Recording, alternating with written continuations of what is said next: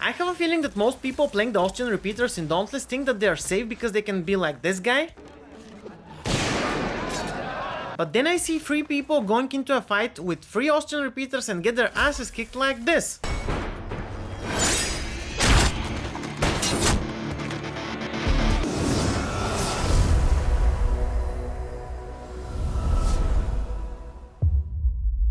Hey everyone, your friendly high-pitched fast-talking shot starter is here with another Dauntless build video.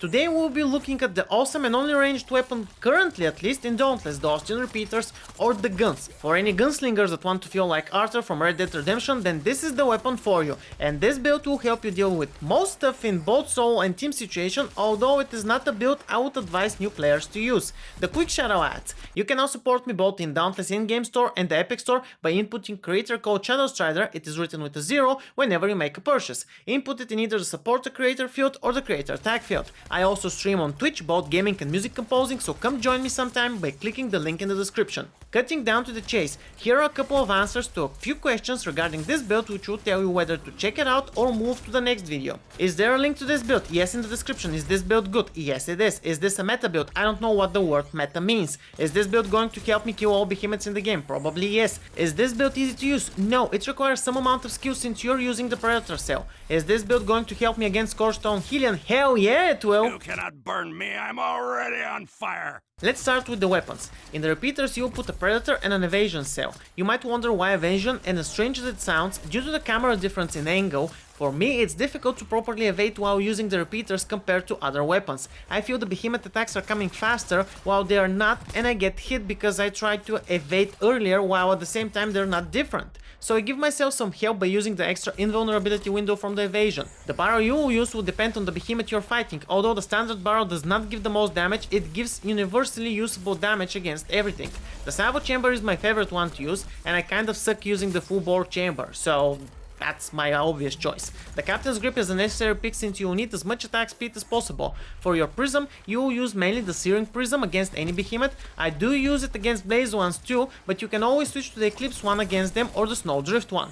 But for the majority of the behemoths, you will use the Searing one because it's one of the best ones. Finally, for the mod, you will use the Lucky Magazine since it's by far more outstanding than the other choices for high damage repeater builds. Moving on, the gear you will use is a Hillian helmet with Evasive Fury, Hillian chest with Molten, Colshare gloves with Rage Hunter, Colshare leggings with Conduit, Trask Lantern with Conduit, and with all of these, you will have 5 perks maxed out and a +3 evasion perk. The main damage increasing ones are Rage Hunter and Predator. Predator is a tricky perk to handle for new players since it requires you to not take damage for it to be active, but it is a constant 35% damage increase if you're able to keep yourself safe.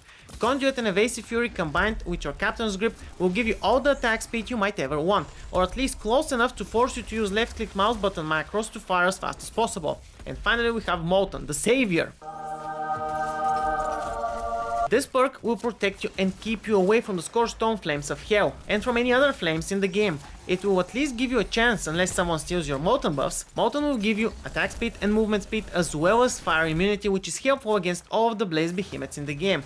You have the build, and now what about using it? Well, your main goal is to keep the Predator buff and keep yourself safe. Do not risk using your abilities and popping those empowered shots if you have issues with evading. When the hunt starts and you find the behemoth, shoot him and get close to reload and empower. Pop your abilities and from then on use them on cooldown and try to use the empowered ones. The grip ability you can use even without empowering it if you're playing solo. Try to use Trask Lantern tap ability after you empower your shots, so do not use it on cooldown but rather wait a bit, reload, empower and then pop it before shooting. For the hold ability, just use it on cooldown. Again, priority number 1 is not to get hit. Even if you do get hit, it's not a reason to rage quit or stop trying for the rest of the fight. I get hit constantly, that is why I do not use Predator that often, but that does not mean you guys should not use it and not learn how to evade and keep yourself safe throughout the whole fight. I should be giving an example here, and I will try to by getting better at evading, and a week later ShadowStrider still sucks at evading. Anyways, this was everything for the video. As always, thanks for watching. Be sure to give it a like or a dislike as you see fit. Do not forget to also drop a comment down below with feedback and suggestions on what you want to see in future videos. Remember to also check the links in the description to my Twitch, Twitter, Instagram, Discord community and other social medias where I invite you to follow me or join me. Finally, of course, if you want to see more content like this, remember to subscribe to the channel and press the bell icon in order to get notifications. This is everything for me for this video. See you in the next one. ShadowStrider out.